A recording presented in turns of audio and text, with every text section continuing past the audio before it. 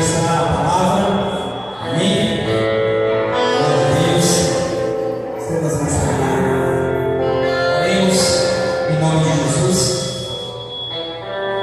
Deus, Pai amado querido, eis aqui teu servo, Pai, a qual o Senhor escolhera para nessa noite ministrar a tua palavra. Usa teu filho com autoridade, com honra, com glória, com poder, com unção. Que ele diminua, que o Senhor cresça e se faça através dele um gigante. Fala ao nosso coração nessa noite, não aquilo que queremos, mas o que precisamos ouvir. É o que nós te pedimos em nome de Jesus. Amém.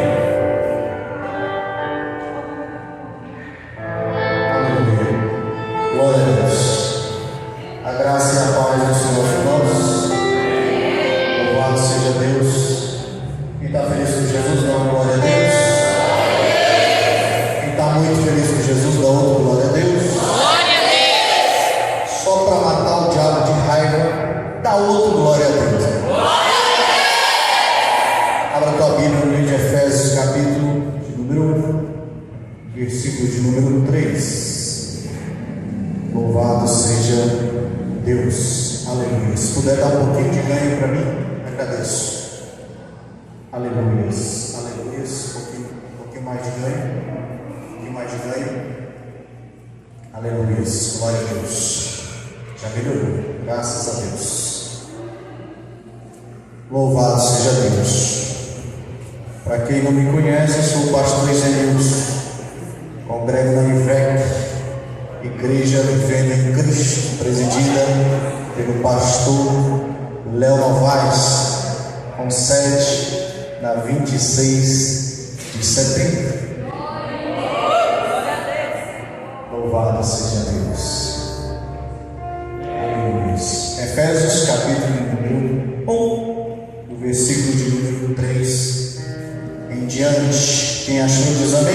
Amém. Quem não achou diz misericórdia.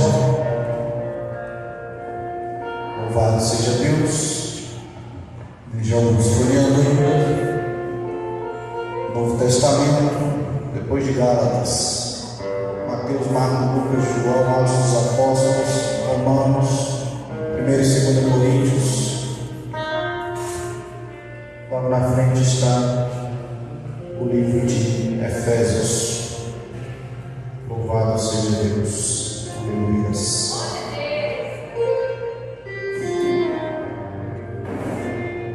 Aleluia. Glória a Deus. Podemos ler?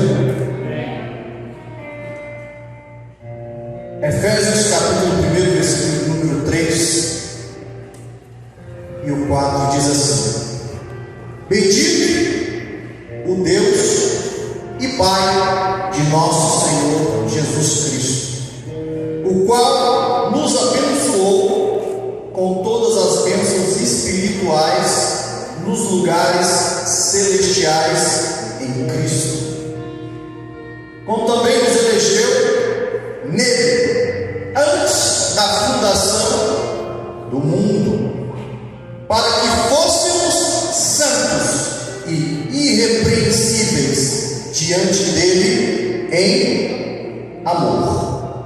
Na versão King James, uma versão mais atual, mais contemporânea, vai dizer: Bendito seja o Deus e Pai de nosso Senhor Jesus Cristo, que nos abençoou com todas as bênçãos espirituais das regiões celestiais em Cristo. 4. Porquanto Deus nos escolheu. Repita: nos escolheu. Nos escolheu. Nele antes da criação do mundo, para sermos santos e irrepreensíveis em sua presença. Repita: presença. Coloca a Bíblia no banco, dá a mão para o teu irmão do lado, olha para ele, dá um sorriso, alegra a vida dele. Vê se ele está vivo ou está morto.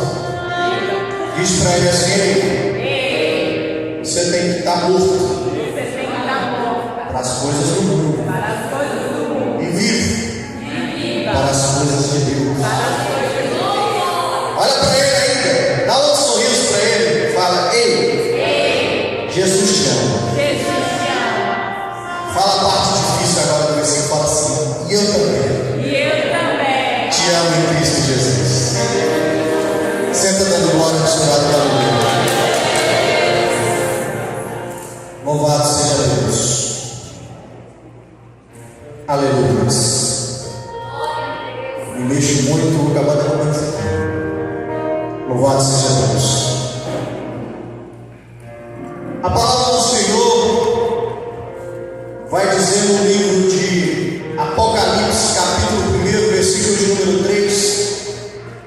bem-aventurado os que ouvem e leem o livro desta profecia. A Bíblia vai dizer, Salmo 40: esperei com paciência no Senhor, e Ele ouviu o meu clamor, tirou-me do lago onde os meus pés estavam encharcados de lodo, e me colocou sobre a rocha firme. Já no Salmo número 70 vai dizer: apressa-te, Senhor, em me socorrer. Salmo 122 vai dizer: alegrei-me quando me disseram, vamos à casa do Senhor. Salmo 150 vai dizer: tudo que tem fôlego, louve ao Senhor. Salmo 133 vai dizer: quão bom e quão suave é que os irmãos vivam em união, porque é como óleo precioso dos montes de Hermon, que passam pela cabeça de Arão, pela sua barba vai até a orla do seu vestido. Porque onde há união, Deus ordena a bênção e a vida. No livro de Eclesiastes, capítulo 1, versículo 1, o livro já começa dizendo: vaidade de vaidade, tudo é vaidade. O sol que nasce, ele se põe. A Bíblia vai dizer no livro de 1 Coríntios, capítulo 2, versículo 9: o que o homem não viu e o que o homem não ouviu, nem subiu ao coração do homem, é o que Deus tem preparado para aqueles que o amam. Oséias capítulo 4, versículo número 6 em diante, vai dizer que o homem perece por falta de conhecimento, e por rejeitar a palavra do Senhor, o Senhor o amaldiçoa até a sexta e sétima geração. Muito forte. A Bíblia vai dizer, João capítulo 10, versículo 10, que o diabo veio senão a matar, roubar e destruir. João capítulo 14 tem uma frase que tem um enigma em cima dela muito grande, judaica. João 14, versículo 6 vai dizer: e disse-lhe Jesus: eu sou o caminho e a verdade e a vida, e ninguém vem ao Pai senão por mim. João 8, versículo 32 vai dizer: e conhecereis a verdade, e a verdade vos libertará. Eclesiastes capítulo número 3 vai dizer que há um tempo determinado para todas as coisas nessa terra. Lá no livro de Provérbios, no capítulo número 16, versículo 1, vai dizer que ainda que o homem faça reunião, a palavra final, ela vem do Senhor. A Bíblia é um livro completo. E neste momento você deve estar se perguntando por que o pastor está citando tanto versículo. Porque a Bíblia vai dizer no versículo posterior ao que a pastora leu nessa noite, Isaías 55, versículo 11, que a palavra do Senhor, ela nunca volta vazia. O simples fato de estar recitando versículos neste lugar é o suficiente para enchermos este lugar com a glória do Senhor. A mesma glória escrita e descrita em Isaías capítulo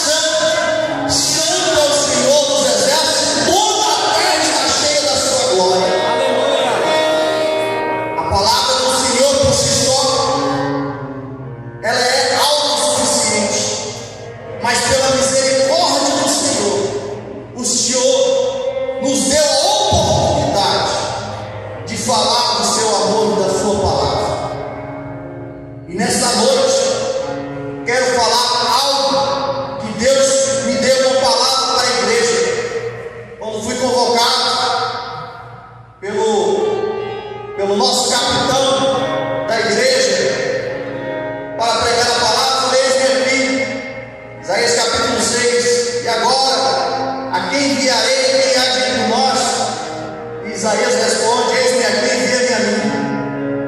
Prontamente atendi, imediatamente o meu coração brota o medo e a indagação diretamente a Deus, perguntando: o que é que eu vou falar? E logo me veio à mente a palavra do Senhor na sua plenitude, onde ela por si só se completa. Mas nessa noite eu quero falar de algo que Deus colocou no meu coração e confirmou já nessa noite através da boca do próprio pastor, e confirmou e ratificou na boca da pastora na sequência, onde falou da presença de Deus. A minha esposa, ao sair de casa, falou assim: você está quieto, calado, mas na verdade eu estava me contendo, porque eu já sentia a presença de Deus lá em casa. Glória a Deus. E a Bíblia diz que o profeta tem domínio sobre o Espírito. Eu estou aqui para servir. A Bíblia diz que quem fala em línguas não edifica outro a não ser a si mesmo.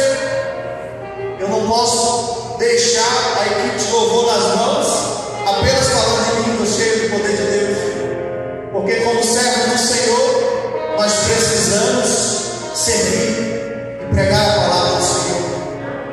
Aleluia. Nessa noite eu quero falar a respeito das 4 fases da presença de Deus. A primeira pergunta que eu faço é: quem tem a presença de Deus, levanta a mão e dá uma glória. As 4 fases da presença de Deus para a humanidade. E essa história vai começar, por incrível que pareça, no texto que nós lemos em Efésios capítulo 1, versículo 3, onde muitas das vezes nós aprendemos, talvez por não ter o hábito, talvez por não ter tanta intimidade, mas nós só passamos no olho. Mas o texto, quando é examinado, é uma fonte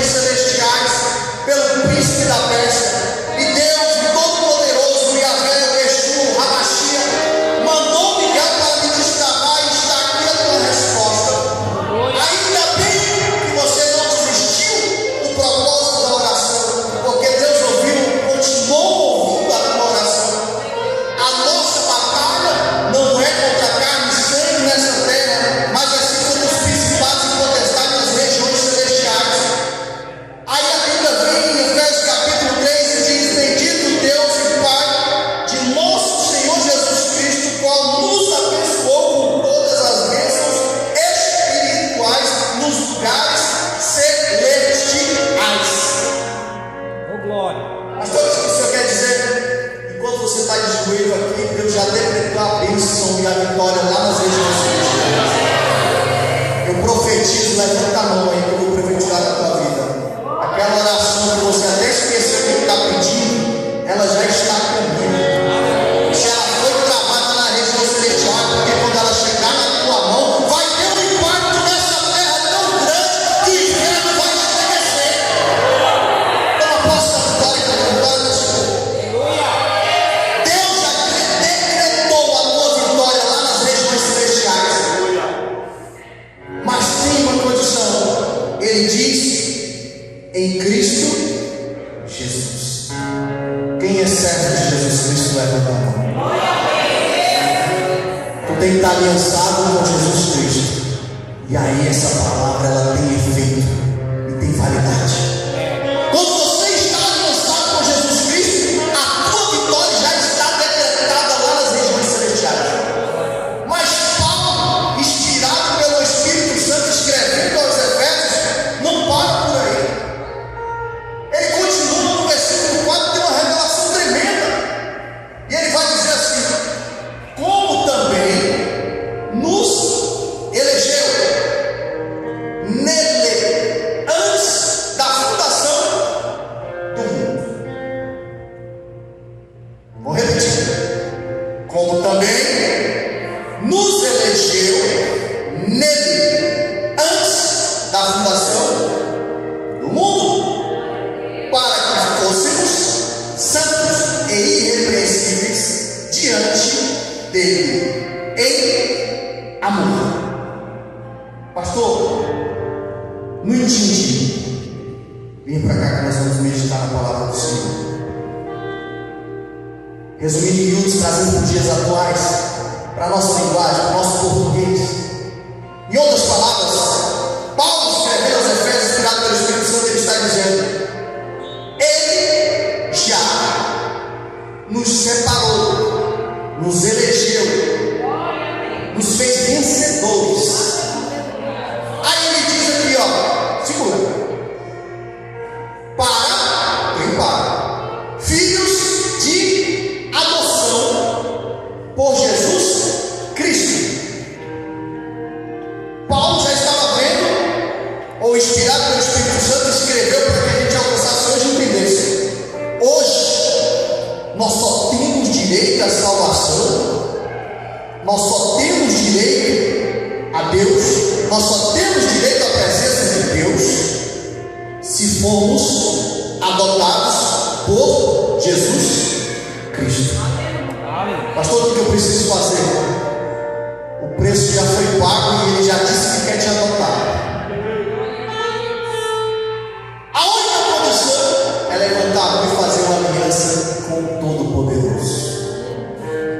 E ele continua e vai dizendo assim: para que fôssemos santos, separados, diferenciados e irrepreensíveis diante dele em amor. Quero frisar aqui: diante dele.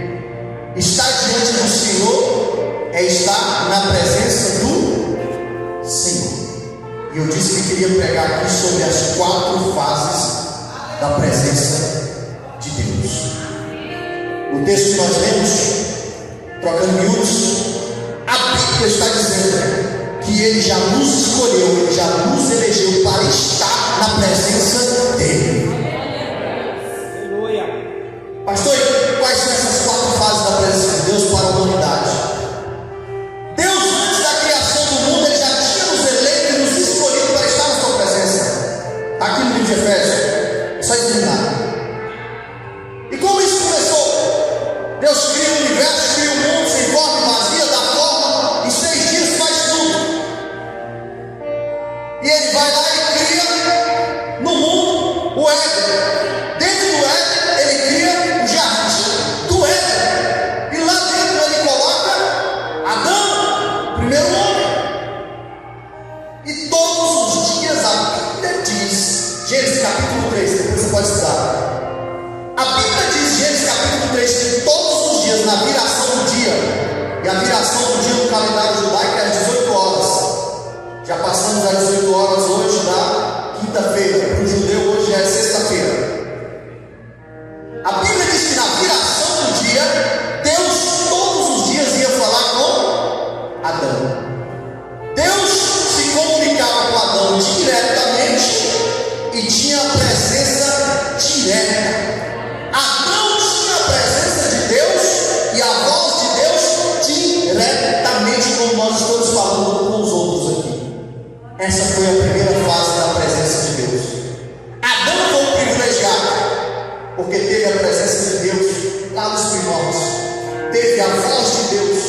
diante dele como ninguém teve até hoje. Deus vai criar Eva da costela de Adão. Ela também teve o privilégio por algum tempo, a Bíblia não fala quanto tempo, mas Deus falava com eles até o dia em que a regra foi quebrada. Olha para o teu irmão, dá um sorriso para ele, fala para ele: não quebra as regras, porque Deus não quebra regras para te abençoar. Aleluia. Olha para mim. O dia que Adão quebra a regra, induzido por ela, pela serpente, toda a história que você conhece, a Bíblia diz que Deus tira Adão e Eva do paraíso, lá no jardim do Éden. E quando os tira, ele dá uma explicação: é para que vocês não vivam a eternidade em pecado, porque se vocês ficarem aqui, vocês vão comer da árvore da vida e não vão morrer, e esse pecado só vai aumentar e vai ser um problema. Então eu tenho que livrar vocês agora. A Bíblia diz lá no livro de Gênesis que Deus tira Adão e Eva do paraíso, e lá na porta ele coloca 2 querubins com espadas flamejantes. E aí ninguém pode achar o jardim do Éden até hoje. É o que está na Bíblia.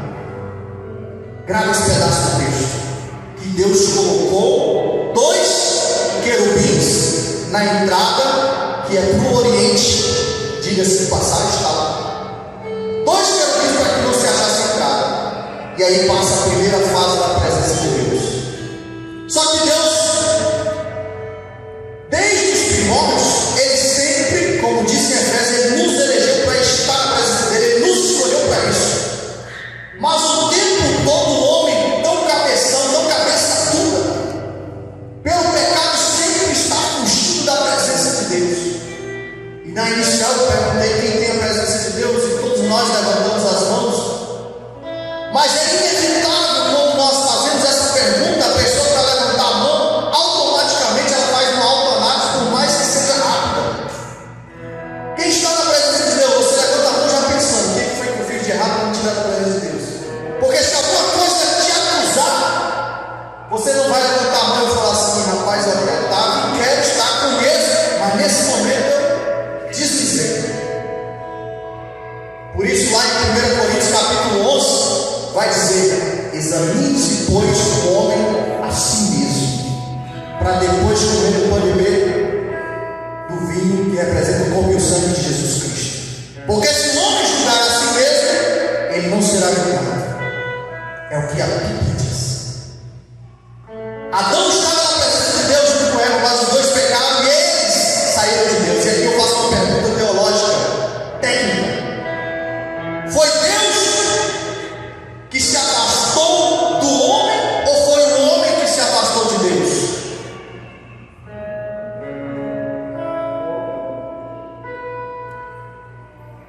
Muitas das vezes a gente ora e pergunta: Deus, cadê o Senhor que não está vendo o meu sofrimento? Cadê o Senhor que não está me vendo aqui nessa peleja, nessa batalha, nessa luta? Mas Deus nunca se afastou de nós. Ele está sempre pertinho. Uma explicação para você entender isso aqui rapidinho. Pedro estava no barco junto com outros apóstolos, no meio da tempestade, e de repente eles avistam Jesus vindo, andando sobre as águas. E Pedro, como era foi, Deus manda acalmar tudo. Quando calmou tudo, Pedro fala: Senhor, sou eu, Pedro, Jesus, é o Senhor mesmo, é? Então permita eu ir até o Senhor. Ele fala: então vem. A Bíblia diz que Pedro começa a andar pelas águas, e Deus nos passa sobre as águas, Marcão. Mas a Bíblia diz que quando ele tira os olhos de Jesus e começa a olhar para a água, começa a pensar naquela coisa improvável, impossível, ele começa a afundar. E ele começa a gritar, pastor, a dizer: Senhor, me socorre! Como se Deus estivesse, como se Jesus estivesse a quilômetros dele. É o que a gente faz, mas na verdade a gente está pertinho falando: ô homem de pouca fé, volta para lá. Jesus estava pertinho dele, mas o desespero medo às vezes não deixa a gente enxergar que Jesus está bem pertinho. Adão sai da primeira fase da presença de Deus, mas Deus nunca se afastou do homem. Até o dia que Caim e Abel têm a ideia genial: vamos oferecer um sacrifício ao Senhor para ver se Ele volta a falar com o papai e a mamãe. Quem sabe a gente não volta para o paraíso. Vocês conhecem a história? Caim, agricultor, foi lá, preparou e pegou só o resto. Abel não, foi lá, cuidava das ovelhas, pegou o melhor cordeiro que ele tinha e ofereceu esse sacrifício ao Senhor. E a Bíblia diz que o Senhor consumiu e recebeu o holocausto e a oferta de Abel, mas a de Caim não. E aqui já vem uma pergunta, parênteses: o que você tem oferecido para Deus? Eita glória! É o melhor cordeiro ou é o resto da tua lavoura? Como você quer o melhor de Deus se você só está oferecendo o resto? E às vezes ainda questiona, pastor, porque acontece na vida de A, acontece na vida de B, acontece na vida do vizinho. A Bíblia vai dizer lá no livro de Malaquias que o povo estava reclamando com Deus porque viu os ímpios prosperando. E aí é obrigado Deus a falar que roubaram o homem. Mas eu digo, roubar o homem rouba a Deus no dízimo das ofertas. E o homem vai dizer que proveito tem servido ao Senhor, sendo que o ímpio não te serve, ele é mais próspero do que eu. No versículo número 4, lá no livro de Malaquias, no capítulo 4, ele vai dizer assim: ó, e outra vez vereis a diferença entre o justo e o ímpio, entre o que serve a Deus e o que não serve. Deixa eu te falar uma coisa: talvez você não tenha visto o resultado ainda nessa terra, mas a tua salvação está garantida, meu irmão. Precisa dar. Deus, quando consome a oferta de Abel, Ele estava dizendo em outras palavras: eu não estou distante de vocês, eu sempre estive perto e olhando, cuidando de vocês. Vocês estão achando que estão sobrevivendo a isso sem minha presença? Não, vocês já estão vivos fora do paraíso, porque eu estou dando condições. As plantas só estão crescendo, não é porque você cultiva. Não, isso é só partir que eu me dei, mas quem faz crescer e colocar as plantas sou eu. Quem faz os animais crescerem, germinarem e saírem do ventre dos outros animais sou eu. Deus estava falando em outras palavras com Abel e com Caim: eu estou aqui o tempo todo, eu só não posso chegar muito, porque senão o pecado de você vai fazer com que você morra. E aí às vezes a gente tem a resposta porque às vezes a gente não enxerga Deus tão próximo, pensa que Ele está tão distante.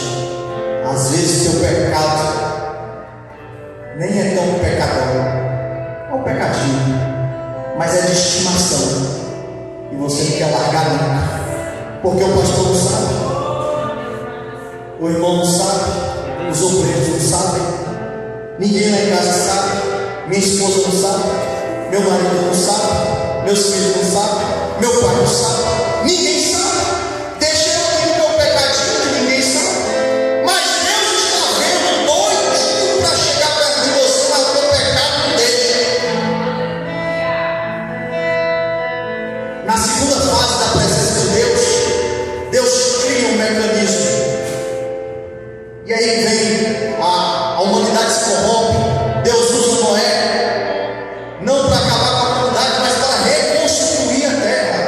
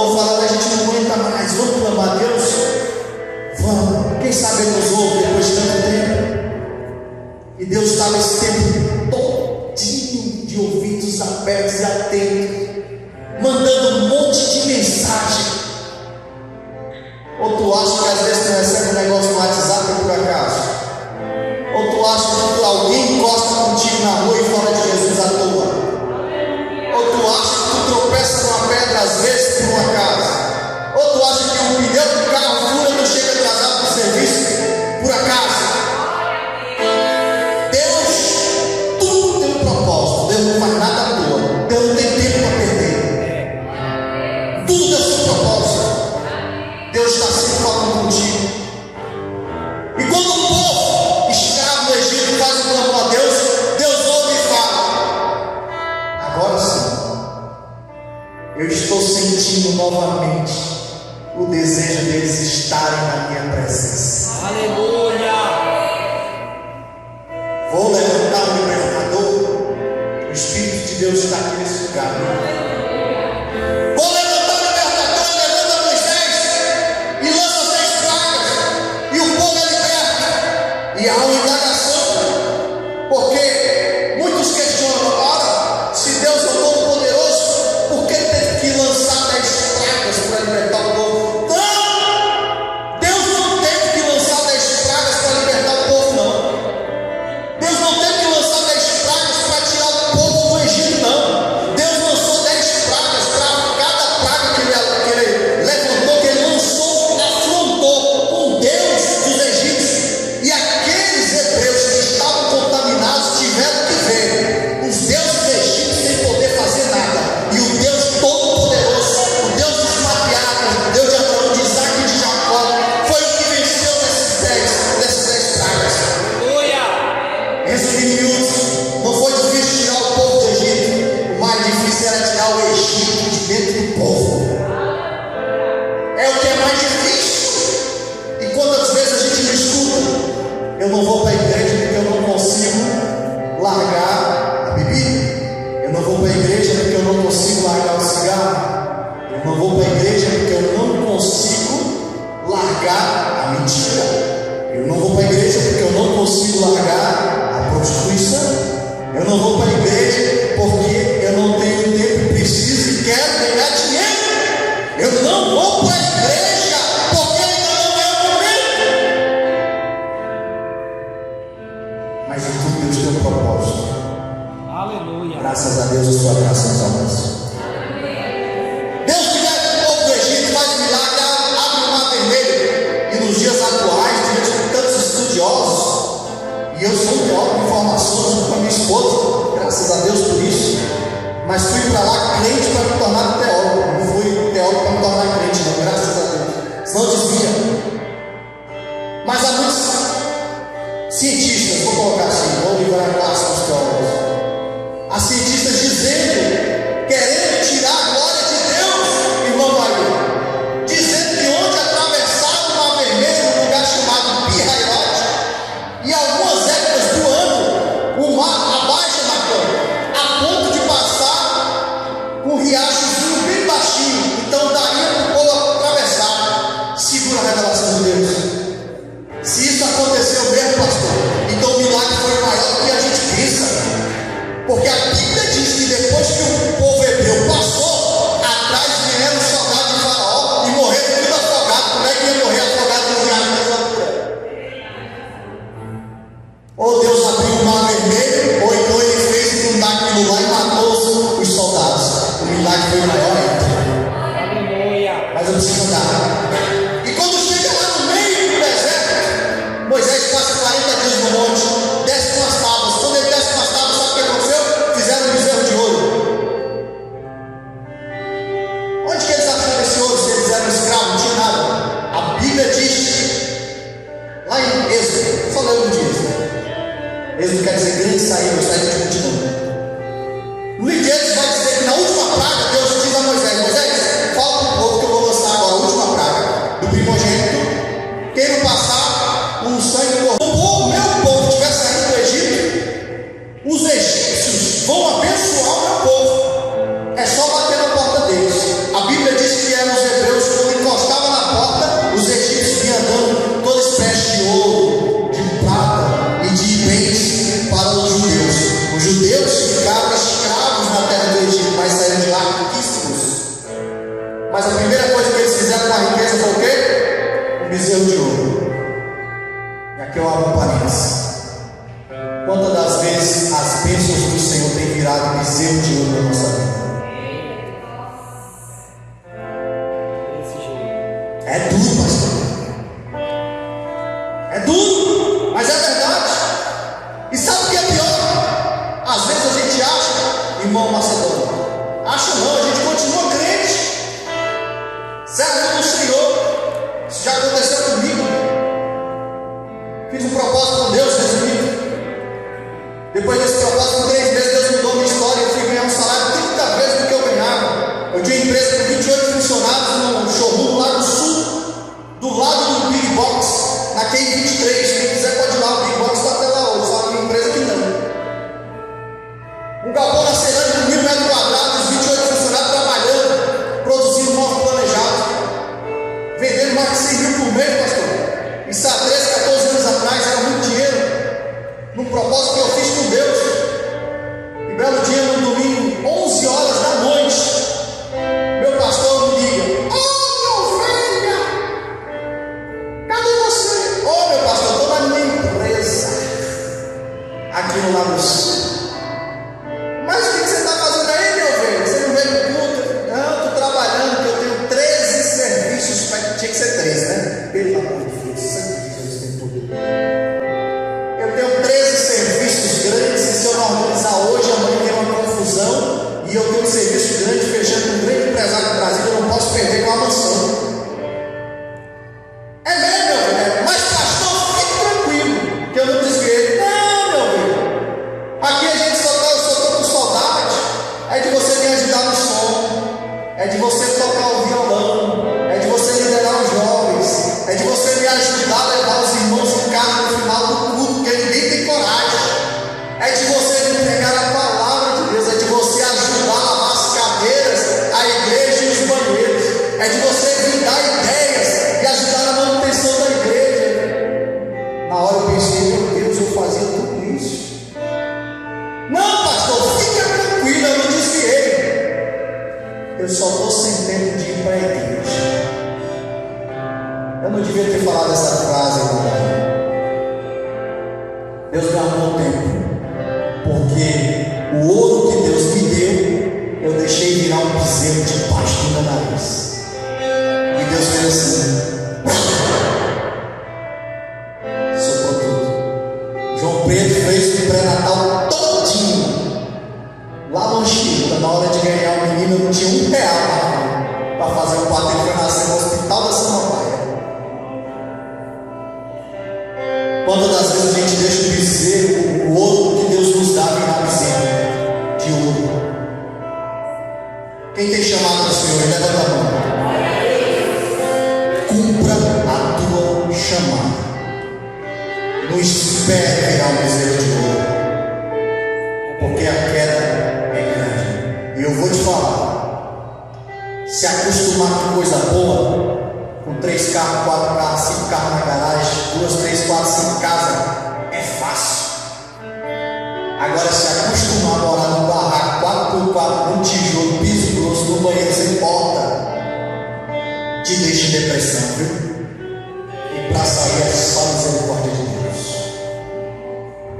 A segunda fase da presença de Deus, Deus fala: quando o povo sai do Egito e o povo faz o bezerro de ouro, Moisés quebra as tábuas, aí Deus fala para ele: quem mandou tu quebrar? Essas tábuas eu te dei. Pega 2 pedras agora, faz do jeito que eu estou te falando, e aí você vai carregar essas pedras até lá no monte de novo. Moisés passa 40 dias de novo, e ele desce com os 10 mandamentos. Quando passa mais um tempinho, o povo vai reclamando, e Deus fala assim: eu vou estar no meio do meu povo. E aí ele vai lá no livro de Êxodo e dá a forma. E Deus fala: olha, Moisés, você vai fazer para mim um tabernáculo. E o tabernáculo vai ser assim, assim, assim, assado. Nós estudamos esse dia. Dentro do tabernáculo vai ter um lugar chamado Santo dos Santos. Lá você vai fazer uma arca. A Bíblia vai dizer lá em Gênesis, no capítulo de número 25, versículo 8 em diante. Meu Deus, é forte. Eu não vou abrir. Só uma pincelada.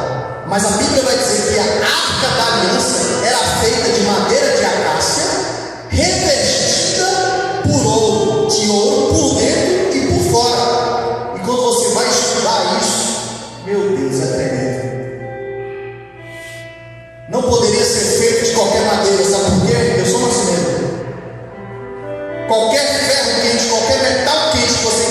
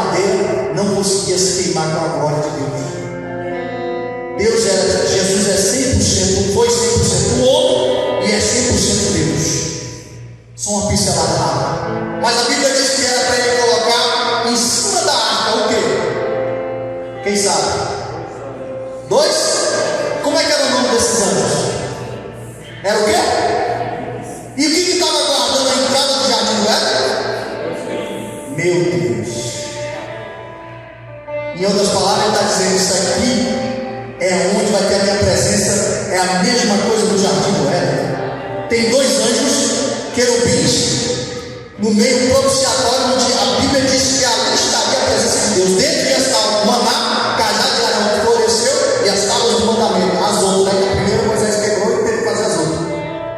Lá dentro estava isso, mas em cima, no meio dos dois anjos, estava a presença de Deus.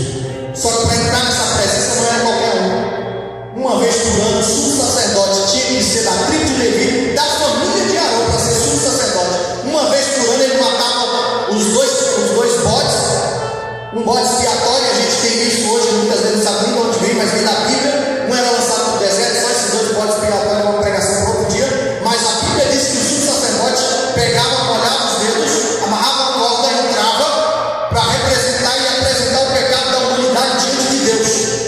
E ali ele aspergia o sangue.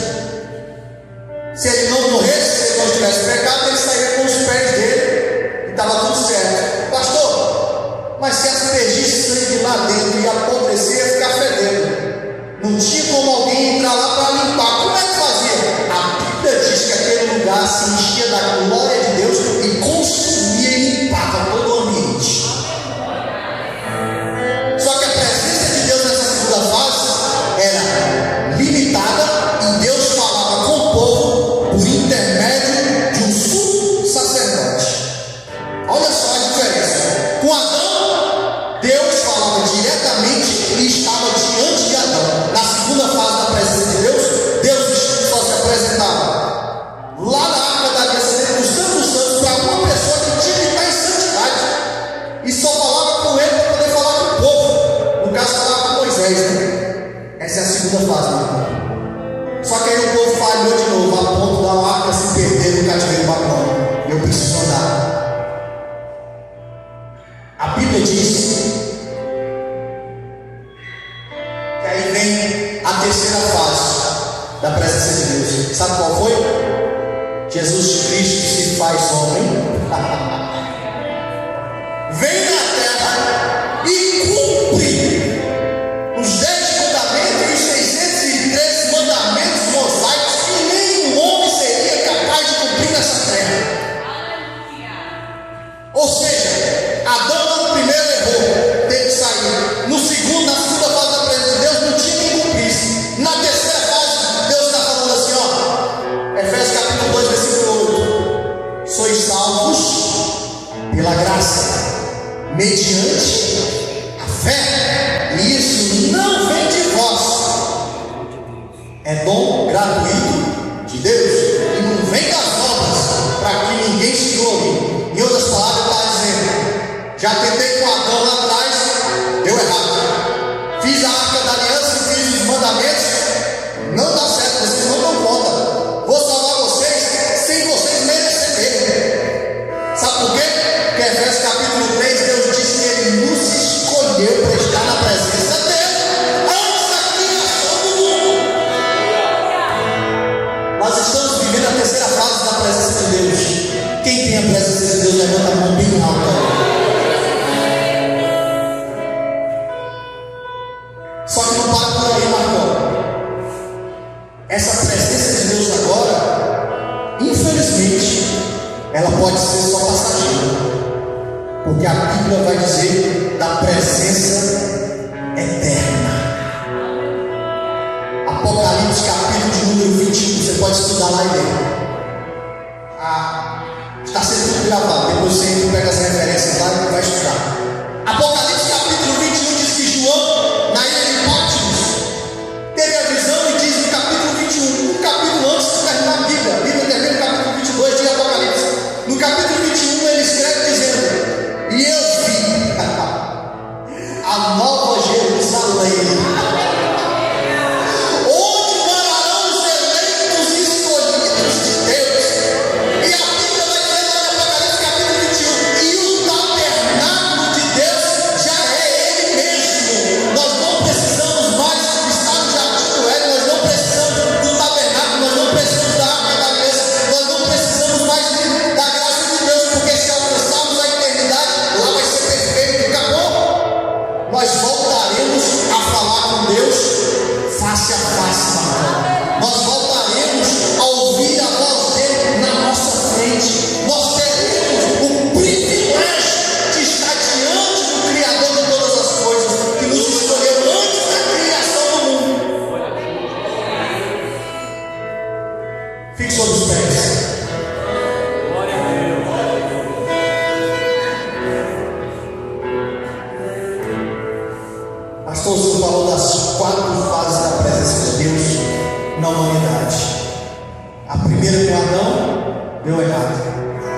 anda com a arca da aliança e os mandamentos, é impossível o ser humano cumprir. Deus cria um mecanismo, Ele paga o preço e nos entrega de graça. A Bíblia diz para tomarmos posse disso, só precisamos crer, só precisamos ter fé. Pastor, o senhor está falando da teoria calvinista, da predestinação? Estou falando isso não, calma aí. Tiago capítulo 2, versículo 17 vai dizer que uma fé sem obras é uma fé morta. O que isso quer dizer, pastor? As obras não salvam ninguém, mas quem é salvo, ele faz a obra de Deus.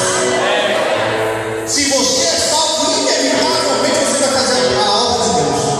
Pastor, entendi. Eu quero estar na quarta fase da presença de Deus. Eu quero morar no céu. Mas o que eu preciso fazer para estar cheio da presença de Deus agora? Efésios capítulo 5 vai dizer, e esse texto é, meu Deus, o pessoal usa ele tão errado, mas ele diz assim: não vos embriagueis com vinho, mas enchei-vos do Espírito.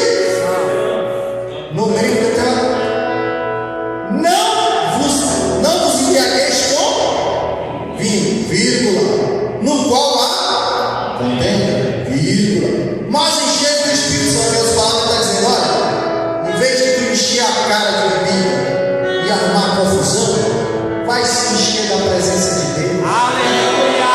A Bíblia diz que a presença de Deus, se nós pedimos, Ele nos dá de forma deliberada. Não tem limite para nos encher da presença de Deus. Pastor, sabe o que vai encher essa igreja? Sabe o que vai encher essa igreja? Sabe o que vai encher a 26? É a presença de Deus.